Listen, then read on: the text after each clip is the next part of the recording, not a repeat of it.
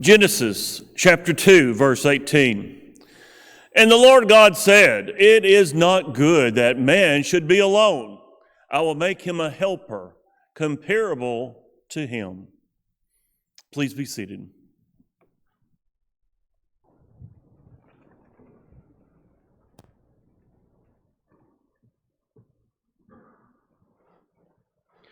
Hey, if you'll leave that slide of the scripture reading up there, that'll point me in the direction I'm supposed to go. In your in your laps, I hope you hold a handout like this. We're going to do something a little bit differently than I normally do tonight, because this is a book we don't read and we're kind of intimidated by. So I want us to read down through these points and make sure we know kind of what's going on in this book before we get started. The idea of this series of lessons, as we're looking at these individual books, is to follow the bloodline of Jesus the Christ from Genesis throughout the entirety of the Bible, and it will show itself in its fruitfulness in the Gospels. But as you and I look at each of these particular books, we can see Jesus in every one of them. The key words in the Song of Solomon are loved and beloved. And if you have to assign key verses, which I did every book, I guess your key verses can be different from mine, but yours can be wrong. That's all right. It's Song of Solomon chapter 2, verse 16, Song of Solomon chapter 7, verse 10. Probably the key phrase in this, as you and I look at Jesus found here, is His banner over us is love. The key chapter is chapter 7 through chapter 8. This deals with the love and the desire of two newlyweds as they grow stronger and stronger together. The book has a clear message. It's a book of beauty, it's a book of happiness, it's a book of power, but it's really a book of faithful love and devotion between a married couple. This book literally deals with the wooing and the wedding of a king to a shepherdess. And figuratively, it deals with us as Christians and how to be a faithful, loving bride to Jesus the Christ. This book is known by the Jewish nation as wisdom literature of God and falls into an ancient Oriental poetic style. As you and I read through Psalms, Proverbs, Ecclesiastes, and the Song of Solomon, we don't find a lot of those verses that hit those same poetic styles as we're used to in the Western world in the 2000s. It's a whole different type of poetry, and as it's written, if you could see it in its original, you can see that poetic style come forward. Solomon's song deals frankly with the physical love between a husband and his wife. This existence is a great proving ground for our marriages. It was sanctioned by God. The Song of Solomon was not the only song he wrote. He wrote about 1,005 different psalms noticed in 1 Kings chapter 4 and verse 32, although we don't have all of them. This book seemed to have been written by Solomon from his youth. Proverbs seems to be written by a maturing man, and Ecclesiastes seems to be written by an older man. It's interesting how you read those together and you see him as an author, or him as a man, not necessarily an author since it's inspired by God, but you see him in a period of growing as a young man, growing as a middle-aged man, growing as an older man, and eventually in the book of Ecclesiastes pointing out what God really desires for us. Many in our world will state that this book is only an allegory of the nation of Israel. That's incorrect. This is real life as it's happening with Solomon and one of his wives. I think it may be his first. While the comparison can be made without the grand stretch, and the fact of the matter is this book is a true look at newlywed couple, and as you and I look at it, it's going to be in the good times and in the bad. While the church is not mentioned in this book, the way that the husbands and wives treat each other is a great example. This book is not referred by any other book of the 66 in the Bible. The Lord said it's not good that man should be alone. Did you know in that first week of creation, he would say it is good, it's good, it's good, it's good, it's very good. Except for this place, Genesis chapter 2, verse 18, this is the place where he said, it's not so good. The only time. And so from Genesis chapter 8 through, or Genesis chapter 2, verse 18 through the end of the chapter, he makes a remedy for the fact that it's not good that mankind or an individual person should be alone. Marriage. He was the one who gave Eve in marriage. He was the only one who would be there to witness the marriage of Adam and Eve. He is the inventor, I hate to say inventor, originator of marriage. He is the lawgiver of marriage. And understanding those things, he probably knows what he's talking about, right? And so as you and I begin to focus in on the Song of Solomon, we have to start with what marriage is. How many dissolvements of marriage are there? And you might look at me and say, well, there's one. Oh, no, there's two. There's really only one. It's been that way from Genesis chapter 2. It even goes that is repeated the same exact fashion in Matthew chapter 19. The only dissolvement God began with in marriage is death. That's why when we ask these questions down here on Sunday afternoon and we say, what's the second most important decision you will ever make? And they say, second most important decision, marriage, marry a Christian. That's why when we say those things, I hope that we're not running through those questions just to get through those questions. Aside from becoming a child of God, marriage is the most important decision I'm going to make on this side of eternity, because God said it's not good that I should be alone. He goes further from that and said, what I'm going to do is make me her. And she's going to help him get through this life because he's going to mess it up. Don't laugh, because he already has. Yeah, I'm the only one in that boat, right? Oh no. They met in a friend's kitchen. She was just coming out of her teenage years, going into her 20s. She was, by all accounts, an attractive young lady. He was an attractive young man. They sort of hit things off as they were talking across that kitchen table, and they decided that they were going to stay together forever. And she became his helpmeet. She helped him achieve all of the things he wanted in this life. And their names were Bonnie and Clyde. Maybe that's not the helpmeet we want. That's the helpmeet he wanted. He wanted fame and infamy. He got it. You know who we're talking about when we say Bonnie and Clyde? Oh yeah, we know who that is. God said it's not good, and let's make a helpmeet for them. So when we are focusing in on marriage, we want to focus in on who we marry, and so that's going to be a very important thing. Dear Clyde out here, you don't want to marry Bonnie. Or I don't think they were ever actually married. And dear Bonnie, find somebody else other than Clyde. Song of Solomon can be broken down this way. Chapter 1 and 2, there's a courtship. Chapter 3 through chapter 5, verse 1, there's a wedding. Chapter 5, verse 2 through chapter 8, there's a disagreement and a repair of a relationship. Imagine that. Can you imagine a married couple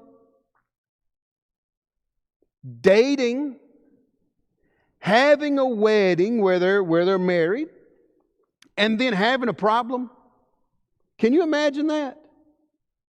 All right, for you who are kind of giggling and saying, no, that's because you ain't married yet. It just happens sometimes.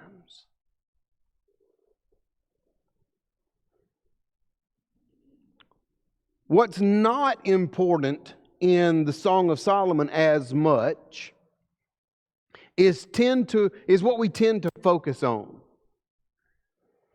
Chapter 4, about verse 7, 8, 9. Here's what's not important. Thou art all fair, my love. There is no spot in thee. You have teeth like sheep, every one of them washed, and they have their own twin. You have hair like a goat. Is that, ladies, does that do anything for you? Think about this for a moment. Listen to what he's saying to his wife. You have white, strong, healthy teeth, and there are none missing. That's a good thing. You have dark, black hair, no gray in it at all, right? And that's good. You're real pretty, is what he's saying. Y'all like to hear that? Uh-huh. You know, that doesn't fix the problem. As much as he wants it to, even as much as we want it to today, that doesn't really fix the problem. You know what the problem is? Ladies will understand this one. He's wrapped up in his work all the time. Well, he's a king. Give him a break. He's got a whole country to run. That's not really how it goes. What she says through there is, I wish he would spend time with me. And what he says is, you sure are pretty. And those two things don't go together, do they? They don't really fix each other. She does not, or cannot, or will not, and I'm not sure which, see the job as importantly as he does. And maybe she shouldn't. And he does not understand the importance of time together. That sounds like a 21st century problem, doesn't it? Michael, you have the opportunity from time to time to counsel those men and women who might be going through rough patches in their life. That sound familiar? Mm-hmm. Let's open up Song of Solomon a little more, maybe where we can digest it a little bit better by going to the book of Ephesians. It's all right, it's all written by the same person. Ephesians chapter 5. I'll wait on you.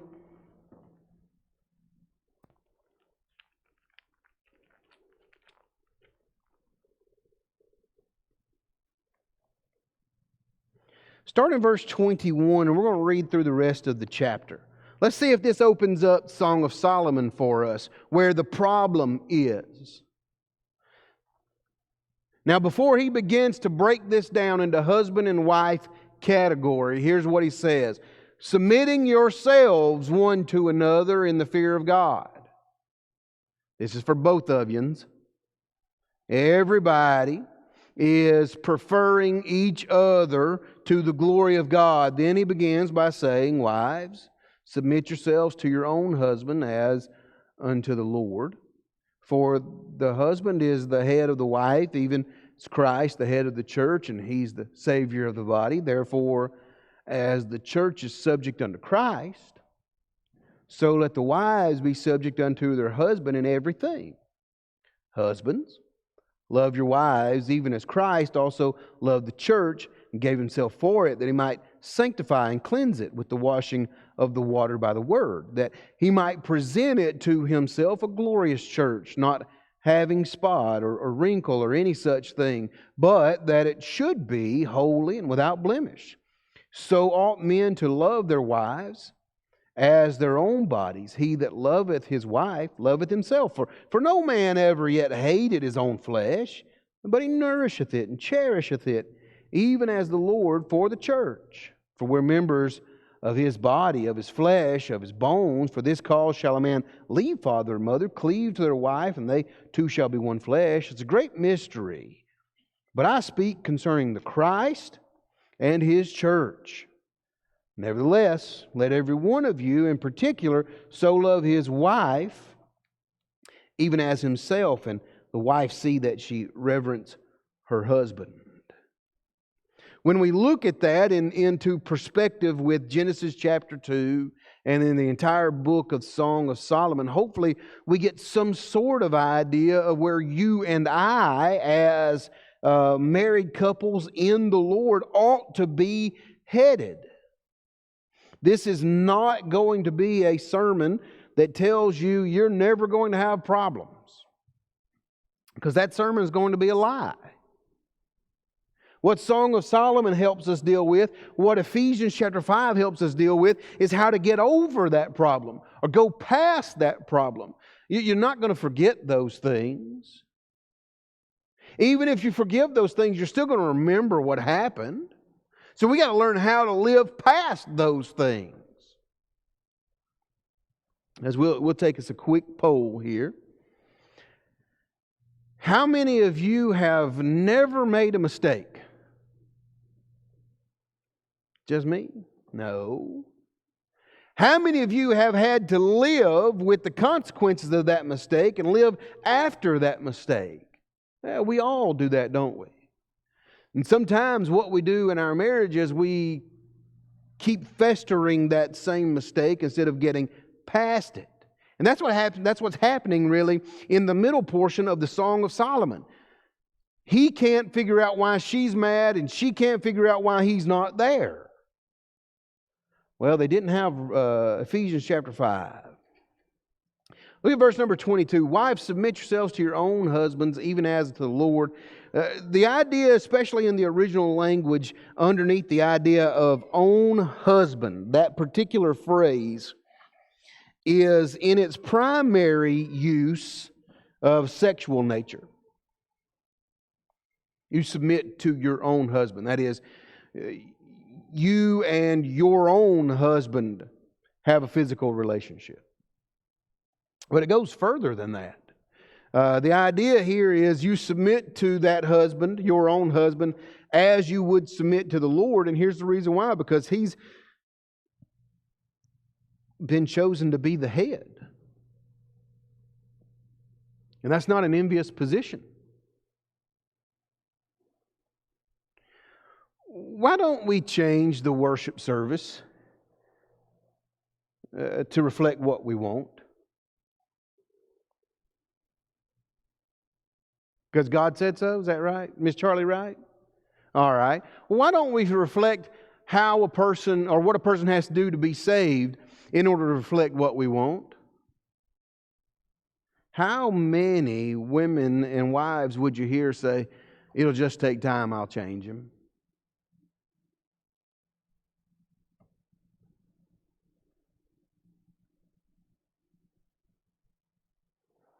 You submit to the husband as you do to the Lord, because his duty is to bring the family back to the Lord, which is going to be a very difficult duty for him to do if he's fighting inside and out.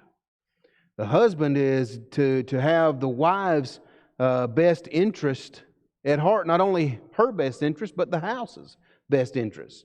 Husbands, love your wives, even as Christ loved the church and gave himself for it.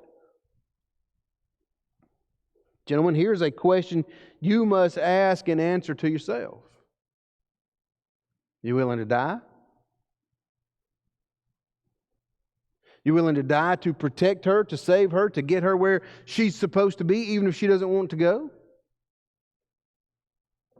Isn't that what Christ did? I love her to death. Her death, right? Now you better love her to your death. You better be able and have not only the ability to, but the desire to die for her. Isn't that what Jesus had? Now, gentlemen, wrap your mind around that. The desire to die for her. That's a hard one. I said this morning, I probably don't want to live to 100. I probably don't, but I may want to make it past 47. I'm not trying to die today. But what if that's what my wife required? Saving her life, giving mine, would you do it? When it was time, and Jesus knew it was time, He never even looked back. He willingly gave that sacrifice. Husband, are you ready to do that? That you might present to God as presented to Jesus Christ. This glorified, sanctified body is this glorified, sanctified household. Because, gentlemen, I don't know if you know this or not. Not only, as we looked at this morning, you're going to be asked about your faithfulness. You're going to be asked about that family you led. And the task only gets deeper when you become an elder, as you're now asked about that flock that you led. Now, I get to be the king. God may put me in charge. You might not want that job. You see what it entails? By the way, husbands, Billy in particular, be a leader they want to follow. Billy. Notice what's said here. Verse number 28. So men ought to love their wives as they love their own body. Now, nobody ever hates their flesh. How many of you ever know who had a big old giant cut on their arm and needed stitches? I mean, it was just awful. Needed stitches and said, I'm not getting any stitches. This thing will just heal up by itself. It'll go away. Yeah, and then you're dead. No, we get those stitches, we nourish and we take care of that part of our body that's wounded. We make it whole again, but we as husbands don't put that same effort into our marriage, Billy included. Why not?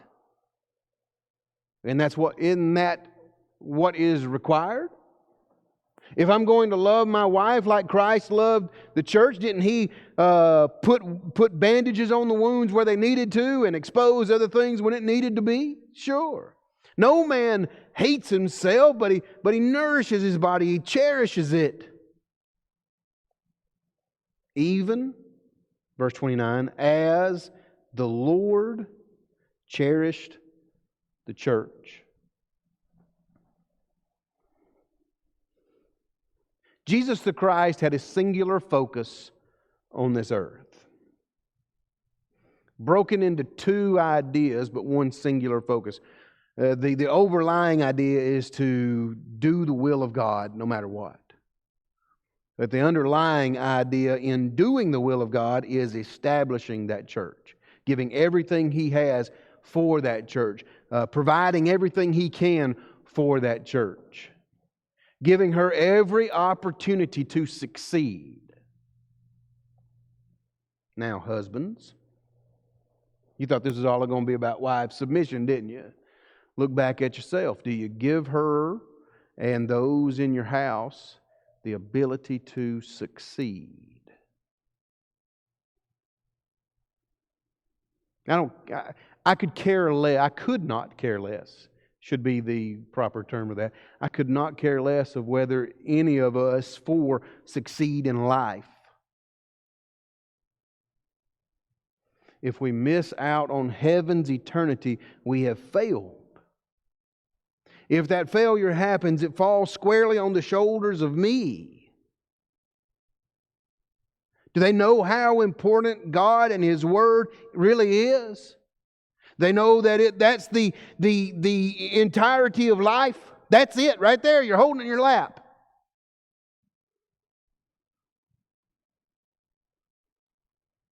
Do I give them a chance to succeed? Solomon and his wife were having problems there because they weren't following this particular pattern. Notice how it goes on in verse number 30.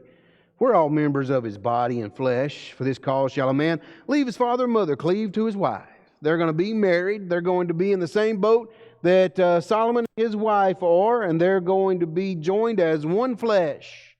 And they're going to have problems. Do you know why? Because on neither side of that altar, when that bride or that groom say, "I do," their brains just fall out of their heads and they become robots to follow after what the other one wants to do. Everybody has an opinion, don't we? Opinions are good, bad, indifferent. And he said, you're going to be one flesh. You're going to have to move that family in the way that it goes. Now here's your conclusion. As women submit and men live their lives like Christ would to the church, your conclusion is found in verse number 33. Do you want to know how Solomon and his wife did it and how you're supposed to do it too? It's found right here. Verse 33. Key to the marriage of Solomon and the key to a good marriage today. Nevertheless, let every one of you in particular, this is for you, gentlemen, underscore this. So love his wife. That's for you, gentlemen. Your divine directive from God is you love her just like you love yourself.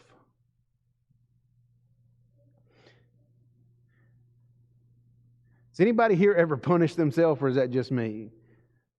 When things go wrong in my life and they're not the way I have planned it, I have to punish myself so that I get back on track. Yeah, nobody else does that. Sometimes I will want to eat an ice cream, but I won't. Those kinds of things. You got to get your mind right where it's supposed to be.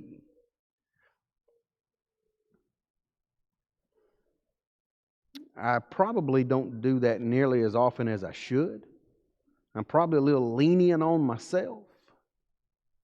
And I probably give myself too many passes that I keep back from everyone, including her.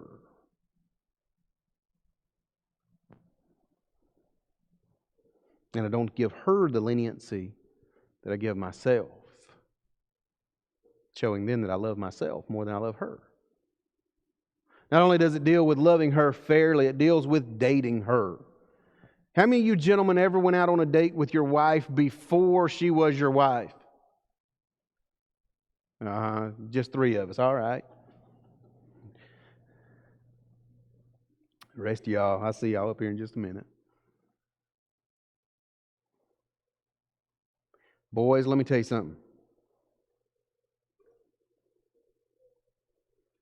And I'm the world's worst at this, but just because I'm the worst at it doesn't mean it ain't true still. You ready? You writing this down? She still wants to go out on a date. Take her out. Get her an ice cream. Go walk downtown. Go walk on a trail. Do something. She still wants to go out on a date. Love her. Take her out.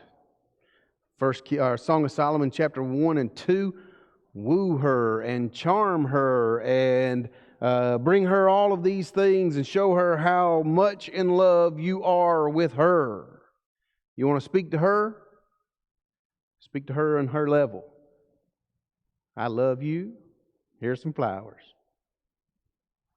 Or here's some candy. Or here's a night you and I go out and get something and we leave them little stinking girls home. They love that. Write that down, gentlemen. Underscore that. So love his wife. Ladies, you don't get off that easy. You're also found here in verse number 33.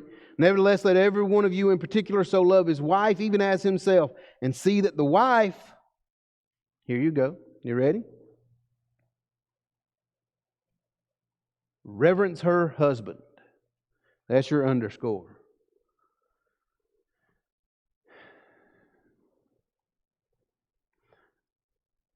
I'm not the greatest preacher, but I want her to think I am.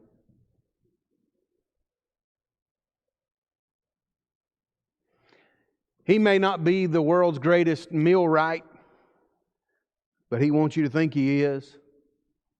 Plumber, electrician, car salesman, whatever he does. Generally,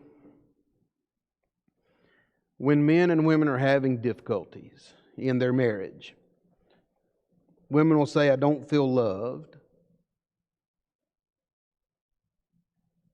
That's probably the case. We have forgotten to treat them as wonderful gifts from God and little shiny trinkets that we love to give them. We've forgotten to do those things. And men will say things like, I don't feel like she loves me anymore, which means I don't feel like she respects me.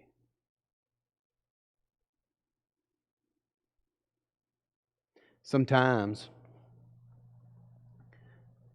Miss Brandy will say, I need some little handyman job done around the house. And I need you to know, I might be a man, but I am not handy. And then I'll call either Matt or Mark and figure out how to do it. And I'll Google it on YouTube and follow those instructions, and somehow it gets done. And she'll say, isn't that the great? Look at you, look how good you are. And I know I ain't that good. Boy, it sure does make you feel good, though, doesn't it? Make you walk real tall. That's how we equate love. She equates love with spending time. It's where Solomon and his wife are having problems. So, toward the end of the book, here's what Solomon does. All right, baby girl. Let's go off over here to this palace, and you and I spend 2 or 3 days together alone. He takes her on a weekend vacation, a little weekend trip. You know what that does? That strengthens that bond. That tightens that marriage. And consequently, that tightens that nation. Why is our nation falling apart? Because our marriages are. We don't understand how Genesis 2, the book of the Song of Solomon, and Ephesians chapter 5 work in harmony with each other to teach us how to live in fellowship with one another and with God. And until we learn those things, we're going to have problems. We're going to have more problems than we have to have. And when we do learn those things, those problems are still not going to go out the door.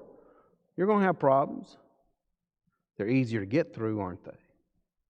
They're easier to get through when I look at my wife and see her as not only my wife and the lady that I love and have loved since I was 6th grade,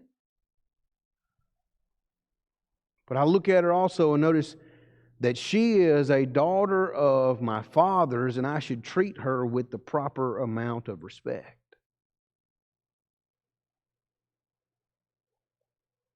And that's when it turns. That's when it changes. When I can see her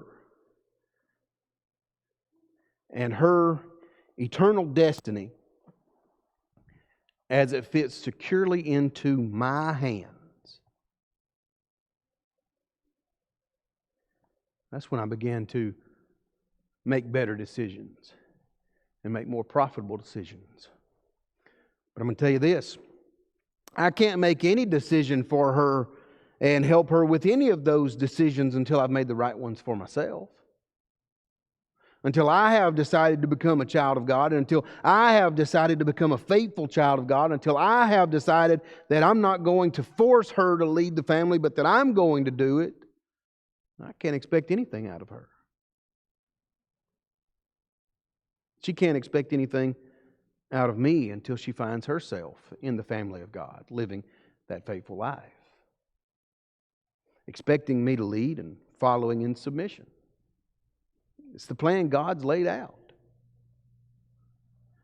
So let me ask you this. As we start looking at Song of Solomon, because we ain't finished, we're just now starting. Here's the easy question. Have you submitted to the will of God? Because that's where that good marriage starts. Have you submitted to the will of God, and are you faithful to that? If you haven't, God says, hear what I have to say, Romans 10:17, and believe it. John 8, verse number 24. God says, repent of your sin, confess that Jesus is the Christ, Luke 13:3, and Matthew 10:32 and 33, and then be baptized in water for the remission of your sins, Acts chapter 8, and verse number 37 and 38. And then the hardest directive of all. From that point, I want you to live faithfully to me for the rest of your life. Whew.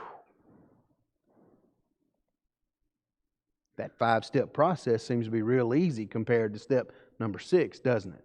Because that means I have to guard myself. I have to have my mind right. I have to be thinking about what is more important eternally than what is more important temporal. It's a hard thing to do, but it is a requirement. He gives us that in 2 Timothy chapter 4, verses 6 through 8. If you find yourself not being His child or not being a faithful child of His, and you want your marriage to be better, you want your life to be better, you want your sleep to be better, you want your time on this earth to be better, then be His child. Through submission, come to Him. Let Him wash those sins away. Let Him wash that guilt away. And you stand up and be His child and be faithful to Him. And do those things right now while we stand and sing for your encouragement. Hear the sweet voice.